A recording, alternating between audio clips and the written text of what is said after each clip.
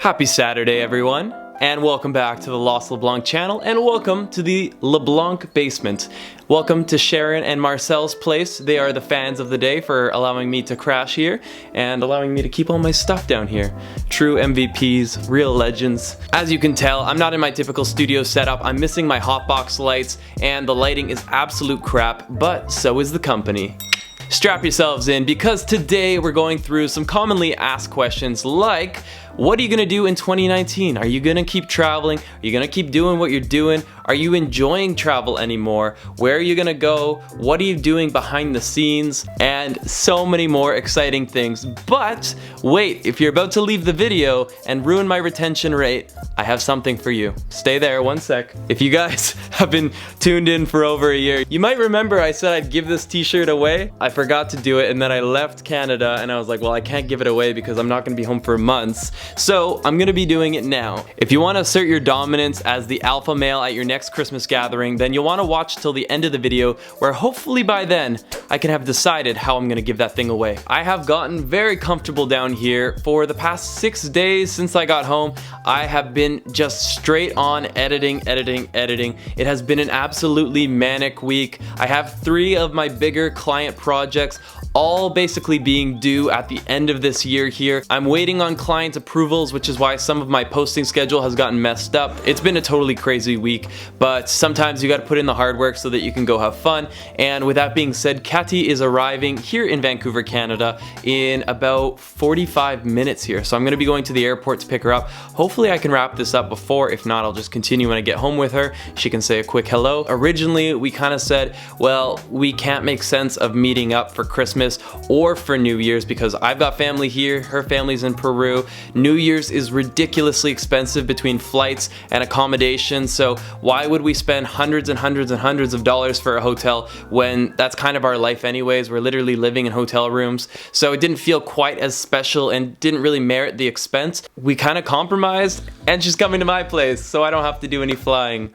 I'm just kidding. We actually decided to do that because I was just in Peru, and she can stay at the LeBlanc household for free, so kind of cuts out that expense. Aside from the flight, we just split that cost and everything is good. So also, if you were wondering, I'm wearing my favorite Christmas gift this year. It is from my mom, very thoughtfully purchased out for me. It is a llama alpaca sweater, and you better believe I'll be picking Katy up in this so that she feels welcomed here in Canada. A little piece of her home all the way in distant Canada. But I want to talk about 2019 because it's gonna be my biggest year yet. I mean, anytime you're building a business, it is a set of uphill challenges, and as you get further up the hill, you come across new challenges, but it's not until you look down the hill that you realize how far you've come. I was just having a good conversation with a friend of mine, and I was realizing how much has been accomplished in a matter of a year between business goals, YouTube goals. It's unbelievable. Right now, as I film this, we're at 893,000 subscribers. I think that's what it was yesterday.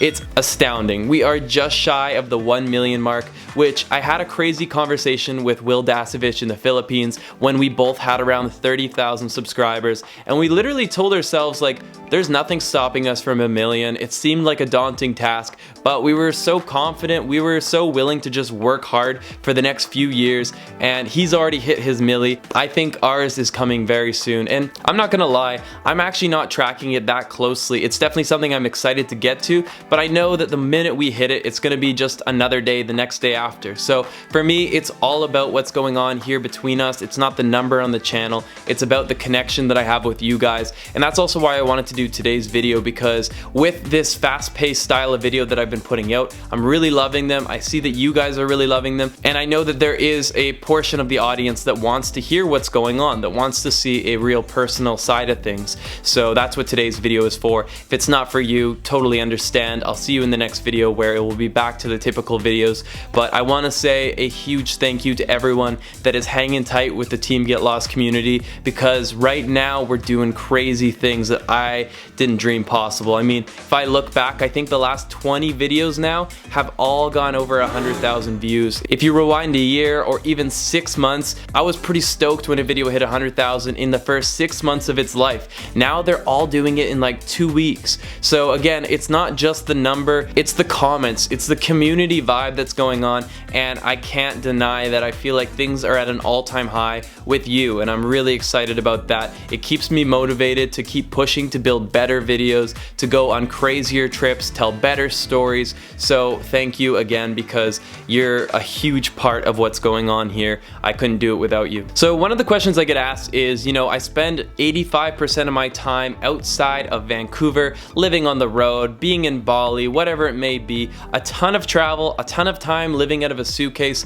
Is it getting tiring, and do you see yourself continuing on with this lifestyle? To answer that question, yes, I absolutely love travel. It has not gotten old for me. Rewind it maybe 4 years, I was doing my school exchange in Bangkok, and after I finished the exchange, I did 4 or 5 months of travel. I did like 8 countries. I went everywhere from Cambodia, what was that? Cambodia, Vietnam, Philippines. I did Japan, Singapore, so many of these countries back to back to back to back. And with that, I got absolutely exhausted. It's something I don't talk about a ton, but the truth is, it is not a good thing to travel for such an extended period of time with no real rest, with no form of routine. And that's why, you know, people ask me that question, because those who have traveled a lot know that. They know that the glamour of travel does come to an end. After 2, 3, 4 months, you get exhausted, you hit a wall. And for me, I hit that wall probably 4 months, maybe 3 months into traveling back to back. So the thing that always helps me reset my clock, that gets me excited to get back on the road, is really the time that I spend here on my computer, getting work done, responding to emails, writing up proposals, editing, building teams, all this stuff here. I like it, but I couldn't spend every day, all day doing it. It is the thing that gets me angsty. It's the thing that gets me like just excited to get back on the road. And just 5 days into pulling these 12 or 14 hour days, trust me, I'm already reset. I'm already just like ready to get on the road again. And we do have a few travels planned. One of them is actually within Canada. So yeah, that'll be coming out hopefully quite soon here. Will I feel that way in 3 years from now? I really hope so. But at least in the near future, the next year, I do not see myself getting burnt out from travel in any form. I absolutely love it. Every time I get to witness a beautiful sunrise, a beautiful sunset, little moments, meeting new people that just like really stay with you, I get overwhelmed with the gratitude and the gratefulness to be in the position that I'm in. Travel has not gotten old, but the key to long-term travel is having routine. If you're currently planning on going traveling for 8 months, you know what my biggest recommendation to you is? Don't have everything planned out. Don't build yourself an 8-month itinerary where you've booked your flights in advance, you've booked your hotels and your activities. Keep yourself options. You might find that at the 3-month mark,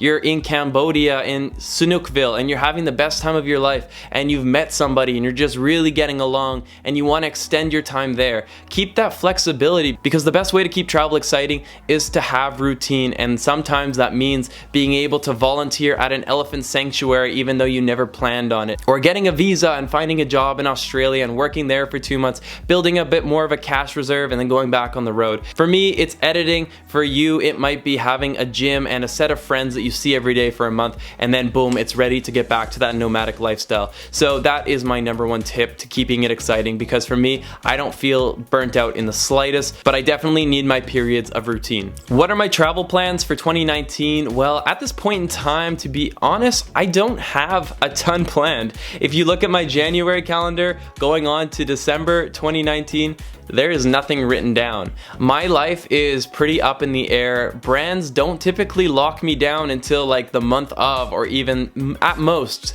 like 60 days in advance. And right now I'm not working with any commitments from any brands, which I see as like an open canvas to make it whatever I want to make it. I see it as a great thing. I don't feel pressured that there's no client work locked down, because that's just kind of always how my business has been. It always works out in the end, and I've built systems that mean I don't have to rely on brand work. But with that, I want to travel to the places that get me very excited, and one of them that I just want to revisit so badly right now is Japan. Japan is a place that I visited at the end of that 5 month of travel, and I got to a place where I was exhausted and I was more interested in eating a cheeseburger from a hotel room than I was to going and seeing a shrine or seeing the beautiful historic sites. So again, don't let yourself get to that point. It's just a waste of being on the road, but I am excited to revisit it and shoot it not with a GoPro like I used to, but to shoot it with full-on production quality because it's such a fascinating city.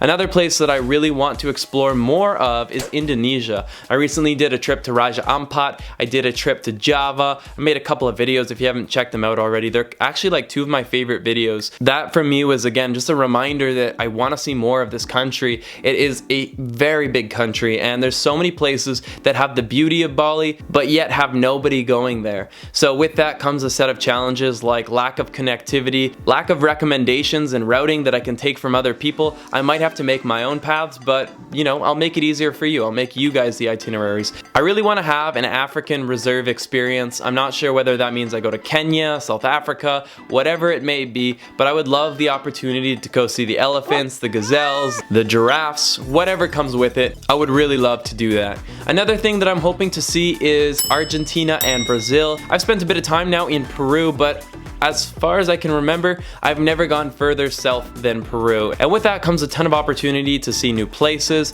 I want to actually make more videos revolving around North America. And if I'm completely honest, I'll tell you why that is. In the past, I have felt kind of defeated when I made my North American content. When I made stuff about Vancouver, it's never done that well. And when my videos don't do that well, they kind of take away the incentive of spending my own money to make a trip happen, to fund a video, because at the end of the day, a lot of the time I am traveling for business motives. I enjoy every minute of it, but it is still tied in with business. And so if I don't get the same returns, it's like, why would you invest so heavily to travel to somewhere as expensive as Canada or as the US? Now, why am I ready to revisit parts of North America and, you know, fingers crossed it works out?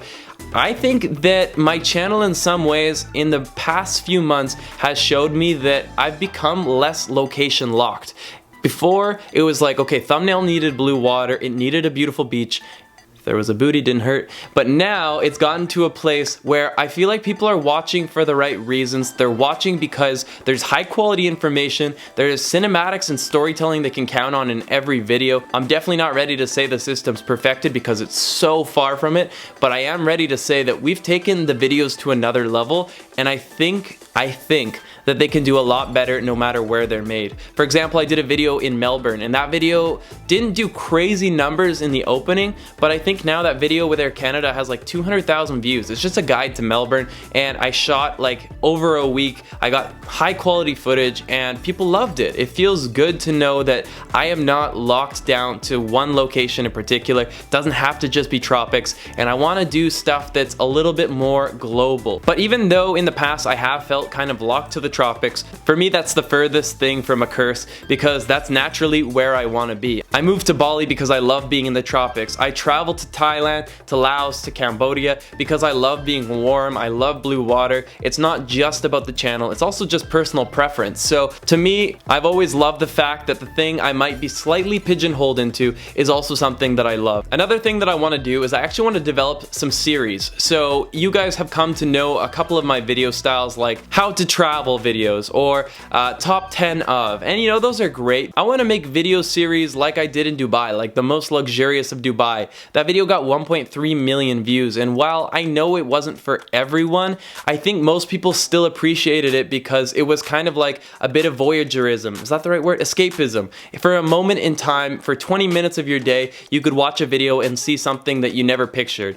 And I think that like making those videos are really fun, not only to film, to edit, but also to experience, and to see that they do so well for my channel. It's also a huge motivation boost to make more of them. Another thing that I want to do is like the $100 series. I did one in Bali where I saw how far could I stretch $100 in that given location. And I'm actually going to be using this next week here where I'm doing a little bit less production, a little bit less filming, but a ton of editing to also be brainstorming some video ideas. In my notes application on my phone, I've got a good 30 or 40 video ideas, but a lot of them need some refining. They need a creative twist because on YouTube, at the end of the day, your video's only as good as the title and the thumbnail. If it doesn't grab someone's attention in a split second, well, unfortunately, the best videos sometimes just don't do well. One of the best examples for me is like one of my favorite videos I've ever made is my 4K Ireland pirate ship vlog, and that was like an unbelievable journey. One of the crazier things I've done. Getting an email from a Russian pirate that says they're gonna be sailing through the coast of Ireland,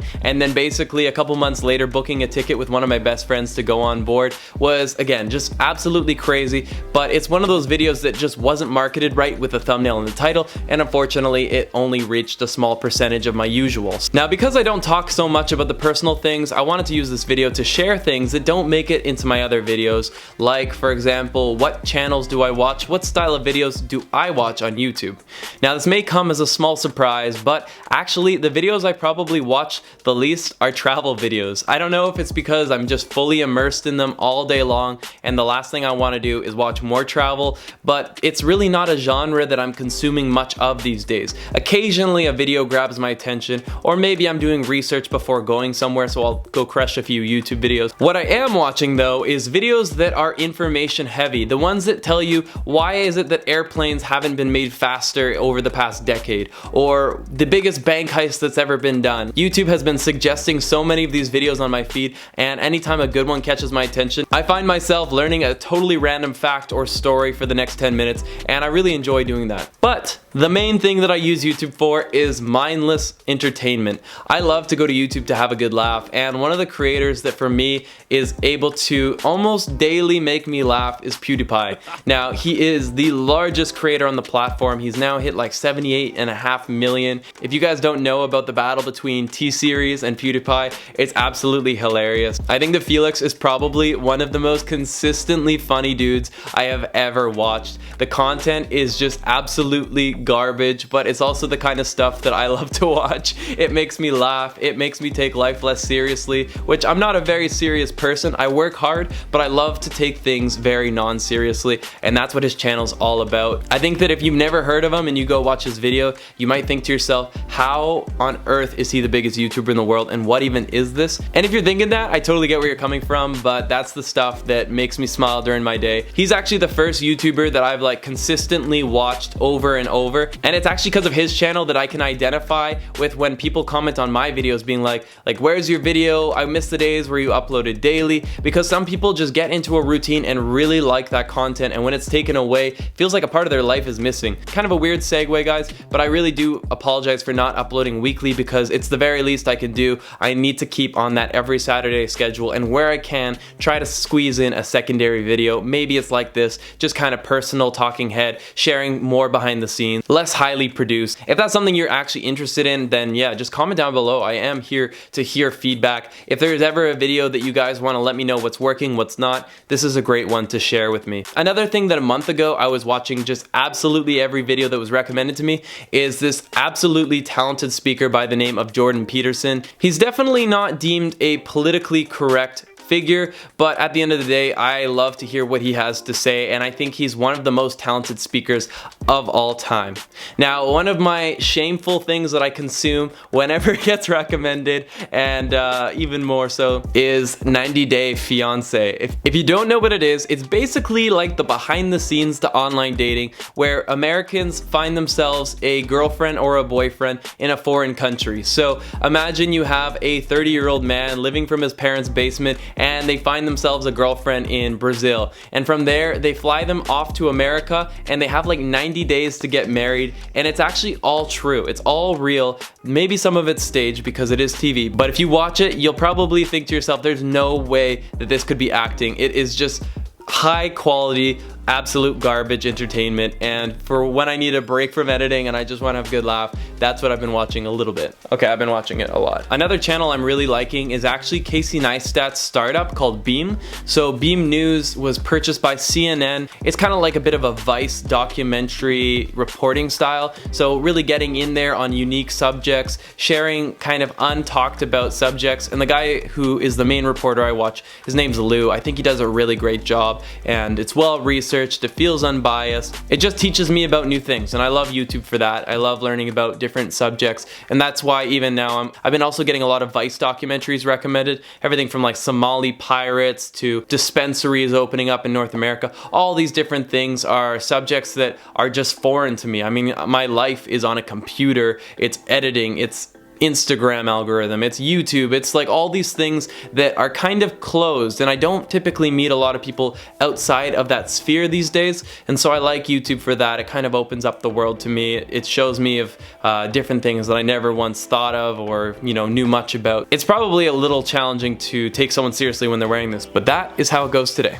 Another channel I've been loving, and it's probably like my filmmaking inspiration that I put somewhat to the top for YouTube, would be Dan Mace. If you don't know who Dan is, he was like Casey Neistat's intern or right-hand man for a little bit, but I think he's kind of doing his own thing now, because in all honesty, like, you cannot keep that level of skill and talent tied down. He's the kind of guy that could go grocery shopping and turn it into an absolutely cinematic masterpiece. Again, he's a true inspiration for me here on YouTube, and he also gives me ideas of what I want to see going forward in my videos. I want to get to the point where I have a graphic designer on hand to help out with projects. Now, one of the reasons I've never been able to do that in the past is because to get a graphic designer, you need to have your projects ready in advance. So basically, once you've exported the project, you're able to send it to the graphic designer, they send back a version, you kind of give a few review notes, blah blah blah, back and forth, the usual. But because I'm literally scrambling just to hit export so that I can hit upload on YouTube, I've never given myself the opportunity to really do much more with outside talents. And so that's where I hope that, maybe not guaranteeing it in the beginning of 2019, but by mid 2019, or who knows, even sooner maybe, we'll have some modest animations, because I love it. I think the animation, stop motion and cool titles are fun little add-ins that make a video so much more interesting. If this is at all your skill set and you're remotely interested, then hey, hit me up. Who knows, maybe we could work together and we could get things going even sooner. But right now it's just kind of an idea that I'm playing with, and yeah. One thing that I've absolutely been loving has been podcasts, and I didn't understand the whole craze at the time, but now it totally grew on me. I get it now, because whether you're commuting, whether I'm editing a photo, or I'm color grading my videos, it allows me to do two things at once. So as long as I'm not relying on my hearing to do that task, I can be listening to a podcast while doing it and hearing an incredible story of an athlete or of somebody that survived a shark attack, or all sorts of crazy subjects you've never thought of or want to learn more about. Podcasts are absolutely incredible. You can literally pick the brain of any given professional and hear what they have to say on a given subject, and I love that. So I've been watching Joe Rogan a little bit. I've been watching a bit of H3. I actually was watching this one that was all about startups. They interviewed the startup, what was it called? I'll have it listed here. I forgot the name of the podcast, but it's fantastic if you have any interest in business and entrepreneurship. One of the interviews is how the guy started Cliff Bar. One of them is how Kevin Synstrom started Instagram. Another one was about how this really funny couple started Lonely Planet, which went on to be the world's largest printed travel guide, until LeBlanc comes along, of course. We're gonna start taking that over. That's our next niche, everyone. I love hearing successful people talk about the process, about how they did it, and you just realize that they were not in a different position than you are today. The thing they all have in common is they worked their asses off, and even when it was a David and Goliath story, when the big corporations were competing with them head to head, the thing they had more than the corporation was heart and dedication, and they won. And I love hearing those success stories. It's not that I see it in myself, but it motivates me to be something bigger than I even am today. And I don't mean just subscribers, I mean just doing more with me, my daily life. I know that there's so much more that can be optimized optimized. And optimization is something that I'm actually working on a lot right now, with building a team, with getting my hard drive set up to have a proper system that will allow me not just to grow in 2019, but to have a good system and a great foundation building out all the way to as long as I need to. So I'll talk about that maybe right now. Let me check. I got some notes. Checked my notes, and I guess that's the next thing to talk about. So I want to talk about building a team, and it's probably not something I should be talking about too much yet, because it's something that's still in the works, and I don't want you guys to be like, oh look, he is still not hitting deadlines but he's got a team now, or hey, look at that, his videos seemed a little different, it must be the new editor. Because at the end of the day, I've been working with an editor now, guys, for 6 months. I haven't told you because it's been something I wanted to keep to myself until I got the system down packed. Boom, if you're part of the channel, you might find that maybe surprising, but the thing is, the videos you've been watching have not been my editor's videos, they're my videos. My full-time editor is a fantastic guy. He's been working with me now, like I said, for about 6 or 7 months, and it started off like all working relationships do. We didn't really know what the relationship would look like, what the full responsibilities would be, but now we've gotten to a place where I'm sending him all my raw footage from wherever I am. He's able to cut it down to maybe about the 80% mark in a vlog, where the music's been put in, where the color grading's been applied, where the storyline's kind of all set up. Now, is it ready to hit export and put up to YouTube? 100% not. If you know anything about filmmaking, you'll know that that last 20% of perfection actually takes literally like just as long as the setup. Even if my editor gets me an 85% completed video, you'll know as a filmmaker that the last 15% can literally take just as long as the first 85%. It is truly time consuming still for me to go through there. I'm very detail oriented and I'm very picky with how my videos look because it's my channel and I never want to lose grip of that. And with that being said, there's a ton of revision that goes on. So once that 85% completed video comes in, I take on the library file and I start making it mine. I start making sure it is Lost LeBlanc ready. But the incredible thing is, as I've spent more and more time with my editor, he has gotten better and better, and what started off as sending me like a 60% completed video is now 85%. So I think with every week as we release a new video, we start improving our systems and we get further and further along to the point where maybe he can get me that 95% completed video. And the benefit of that, if all turns out well, it just means I could be more time right here, more time on the road, creating more videos, hopefully one day being able to post more than once a week. I would love to be able to create this quality content and have more output. But right now, as you can understand, if I'm on the computer editing away, I can't spend as much time on the road. The past couple of days, I've actually been doing research on different tools, techniques to be able to work with a team and have a good flow in Final Cut. And I'm so excited. I've been spending these 2 days of research between hard drives, NAS systems, having all sorts of plugins for Final Cut. I'll be sharing more of that in an upcoming video. I think the video will be called something like The Thing All Filmmakers Need to Know, and I'll be sharing everything from my new and improved workflow, everything that I've learned over my basically career and the past few days of research will be put in that video, and I'll go into real depth about that. But I'm really excited because not only that, I also have a new hire, and while he hasn't started yet, I think he's handed in his resignation for his current job, so he's put in his 3 weeks, and when he's ready to start, I hope once again that just means that I can put out more content, have more videos going up on Instagram stories. I want to have Instagram stories as one of my new facets to reach out to people, to share with them maybe 1 minute of entertainment every day. And Facebook, well, right now I haven't posted on there unless it's an ad. So, if I'm trying to promote my Facebook right now, I'm not doing a very good job. But the truth is, it's not been a very interesting place to follow me at the moment. I want to change that. I want to have original content for Facebook because I do believe in the platform to some extent. I want to have my hands in all the baskets because you never know what platform will go down, but if it means compromising on the one that's currently working for me, YouTube, then it's a no-go, which is why right now as a two-man team, it's not a good idea to be working with Facebook because I just don't have the manpower. Now that a new full-time is going to be starting, I think that our 3-person team should hopefully give us all the resources we need to be able to be on Instagram, Facebook, to to really make sure that once a week on Saturday, no questions asked, there is a video ready for you, and hopefully sometimes a second video. And honestly, as somebody that has always been an entrepreneur, I went through business school because I wanted to create my own business one day. I never thought it would be anything to do with filmmaking because at the time I had never picked up a camera. Business development is the thing that I'm really passionate about, and I technically do have a third teammate already, so kind of like fourth.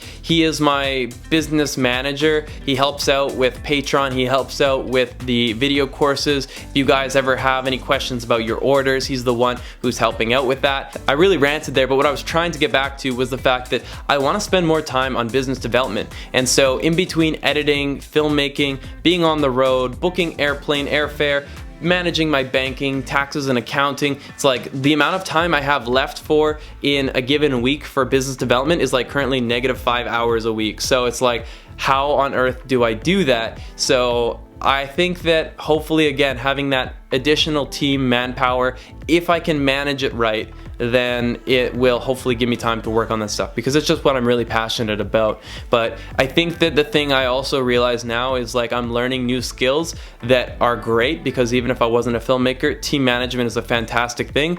But managing a team is also a stressful thing. I mean, I've looked at Kathy, who has several employees. It is definitely an extra weight on your shoulder. It's an extra set of payrolls to be covering. So if you have a bad month, it's like, okay, like we're negative this month. If you don't really hit your targets, if you don't get that sponsor, it's like things can be really challenging as a channel. So, you know, bringing on a bigger team, you don't just do it because you're getting views that month and hire an editor. You do it in the right time. But I think that, you know, for the most part, I've had a very conservative and slow expansion of my team, having a real set of quality control. So far, everyone that's on my team has been freaking just rock solid and really helping me hit my goals, and we've really mutually benefited from it all. And so I want to keep doing that. I'm hoping with this next hire that just is, you know, the beginning of building something even bigger. It's just what gets me excited. That's been a little bit of a BTS here, guys. I think this will be posted within 24 hours, although if a video gets approved from a client, then maybe it won't go up yet. Again, this is like dealing with client approvals is a little challenging sometimes. So last thing I want to talk about is equipment. So I already told you guys I'll be talking about hard drives in a separate video, but I am building a NAS. What that means is my editors, remote editors from anywhere in the world, can access all the files that I've ever shot on like 100 terabyte drive, which is accessed by fiber internet here in, well, I haven't decided where I'll set it up yet, but I could be stuck in the Philippines with the worst internet and just send them a message and say, hey, I can't upload the files from this recent trip, work on my Indonesia 2017, or make a guide to Morocco using the old footage. So stuff like that will keep people productive even when I am locked down, when I don't have the right internet access. So that's something that's just a must, and it's kind of the reason I'm gonna stay here in Canada till I figure it all out. I think I might be here till at least like the 10th of January just to get these things all figured out, so 2019 can just be a absolute killer of a year for business, for growth, for YouTube, everything. I just want to make sure that the systems are done up front.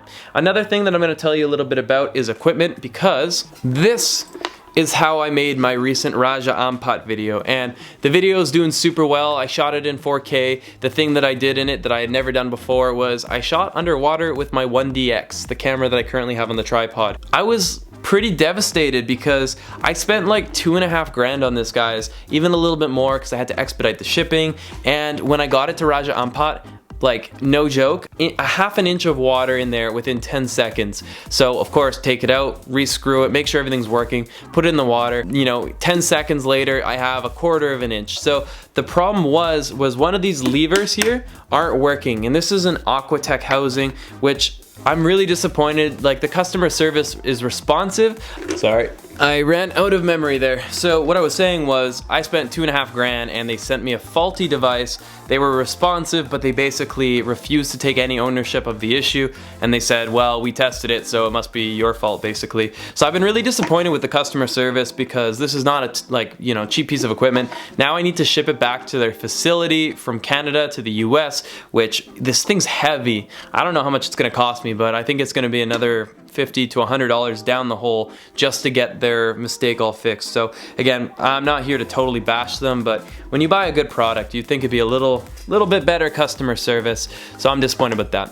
But with that being said, if they send me back in working condition, I'm excited because underwater shooting is something I am so excited about. I did a free diving course in Koh Tao and I really impressed myself. The ability to get underwater without a scuba tank, absolutely indispensable. It's an incredible way to get better footage. Right now I just want to travel to a place where I can swim with a school of fish, somewhere like Koran where I can find like the massive schools of sardines, and I want to shoot that in 4K 60, get that beautiful slow motion with a wide angle lens. It's just mwah.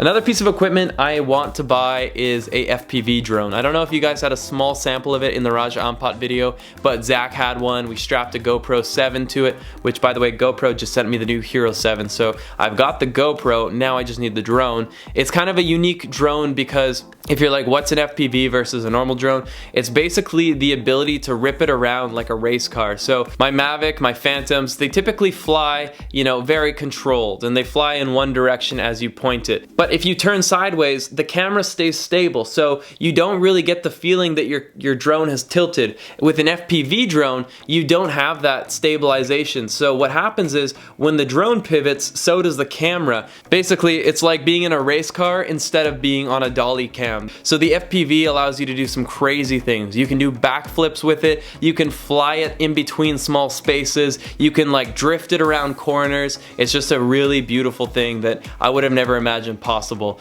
So if you guys don't actually know what that looks like, there's one guy on Instagram I've been following and talking to a little bit. He seems like a really cool guy and his account's just blowing up. His name is Johnny FPV. If you want to see what a masterful FPV drone flight looks like, go check his stuff. It will blow your mind. It's something I want to introduce on my channel because again, I'm all about doing things that bring our channel to the next level, but most of all, I just love flying drones, and if I can find a way to take like such an absolute skillful art and make it part of my channel, even more so than it already is, I would love to do that. So other than that, I've been carrying around a Ronin and that's been pretty awesome, but it's not really been that useful when I'm traveling, just Kathy and I, because it's such a pain to set up. I think it's one of those things that I'm gonna get to a point now, which actually could be even a beginning of the year thing for big projects where I travel with a dedicated shooter, somebody who's there just to help me get footage, help me to shoot with my cameras, to be there to shoot with a secondary camera, to get time lapses while I'm vlogging. It's just one of those things where if it's just you,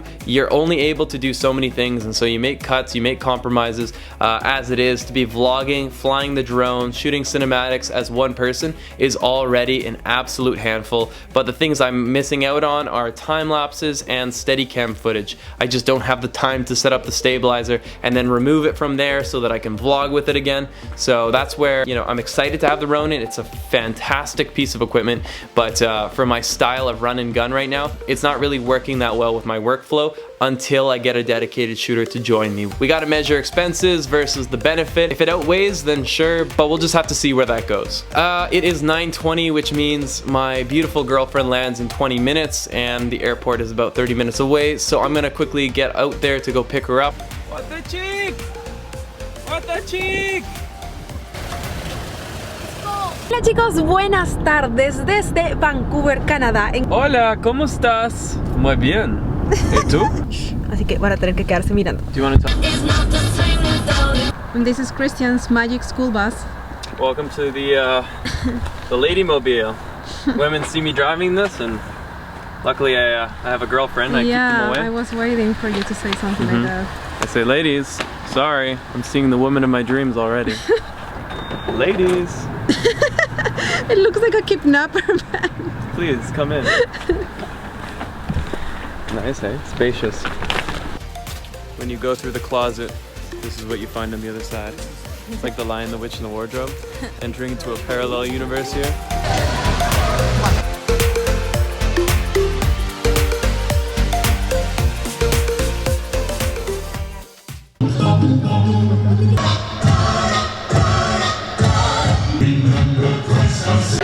Acabamos de llegar a... I love you. De la nada en la tarde es como, alístate, tienes que estar a las 3 en punto. So we're going downtown right now for a big old surprise for Kathy, and she doesn't do well with the uncertainty of it all. So she's stressed. And you do it in purpose. I know you. Porpoise. You could have just surprised me. I could have. But you prefer to... I like to drag it on. Yeah, you like drama. Thank you so much. That's why I'm with you. Okay, so give them a clue so they can try to guess. Okay, it's fun, it's cool, and you will not expect it. Thank you so much. So she thinks she knows what we're doing now. Yeah, we're going to a game. What? I don't know, I see a lot of people with jerseys, so yeah, I think we're going to a game. What are we doing? I'm not telling you.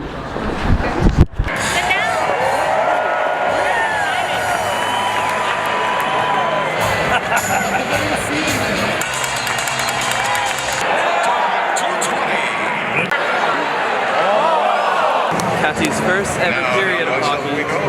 So violent and fast, but super. That's right, fans. It is.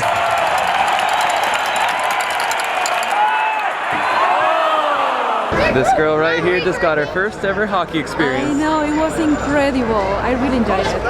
It was a really good game, but we lost. So I guess it wasn't that good of a game. No, but it was so exciting. it was very fun. It had like playoff intensity. Kathy didn't really know the rules, but she learned them, I think. Do you get the game by the end? More or less. More or But less. my favorite part was when we were both distracted eating. They cover. shot the hockey puck at us, but like there's like a massive glass plate. It could never hit you. But it and went we above both that. ducked. We both ducked while eating our poutine. Yeah, it was So so funny. sad. I was embarrassed. Yeah, I was very embarrassed too. Thank you so much. Best, I wasn't gonna say Christmas gift, but best New Year's gift. Happy New Year, everyone. It is currently January 1st. We are at 900,500 subscribers. Again, not really keeping track, but that's another milestone I'm super excited about because we are 9/10 of the way. So a big thank you to you. I also wanted to reintroduce you to somebody here, all the way from South America. Hello. We have a visitor here in the LeBlanc household. Yeah. Welcome to my office. It's a bit of a mess. Thank you so much. Yeah. He made me a space to work. Mhm. Thank you so much. You're the best boyfriend of 2019 so far. Thank you. Yeah. It's a tough title to keep. We'll see how it goes. So the reason you're probably still watching is because you obviously want to be an alpha male, and the only way to do that is to have this pug t-shirt. So we have thought very diligently about how we're going to give away this shirt.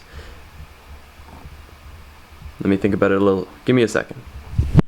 I have come up with a brilliant idea of how I'm giving this away. So, what you need to do to enter, I will be randomly selecting from one of the comments down below on this video here. You have to comment Pug Life and you have to hashtag BellGang, meaning that you've turned on your notifications. So to turn on notifications, if you don't know how that's done, I'll show you right now. I'm gonna literally screen record with a camera. So, because I can't show you on my own channel, I'll show you on Kathy's. Basically, by the way, Kathy the Sheik, her second channel just hit 1 million. But, yay! Someone has to cheer for me. All you gotta do is next to the subscribed button, go over to the bell, click on it, and it'll go ding ding. Now you got the little notifications are on. And that is how you know you've joined the Bell Squad. It basically means you'll be notified when my new videos are posted. You'll get a little notification. Because the thing with YouTube in 2019 is that they don't actually notify everyone when new videos go up. It's kind of a weird change that's happened over the past year and a half now. But if you want to join the Pug Life Squad, get the bell turned on, and this t-shirt could be yours. I will be covering all the shipping and all that, so I'll even have Kathy give it a little kiss. Maybe she'll put some little red lipstick kiss mark on it before we send it off. So today we're basically just gonna be looking at flights for a trip. We want to go up north to do the northern... No, What? no, I can't say? No, Why? because it's surprise. Okay. You can. So we have a surprise trip in Canada, or maybe just outside of it, but we're gonna be looking at flights today. And other than that, we're off to a good New Year's here. It was an awesome night, and wishing you guys all a happy New Year. And I hope you guys like this super long, casual vlog / catch-up / Q&A / whatever it was. If you guys liked elements of this video, let me know what. Give me feedback. This is a great place to leave it. And yeah, wishing you guys a happy New Year from Los Le Chic. Let's get lost again on Saturday in the next one.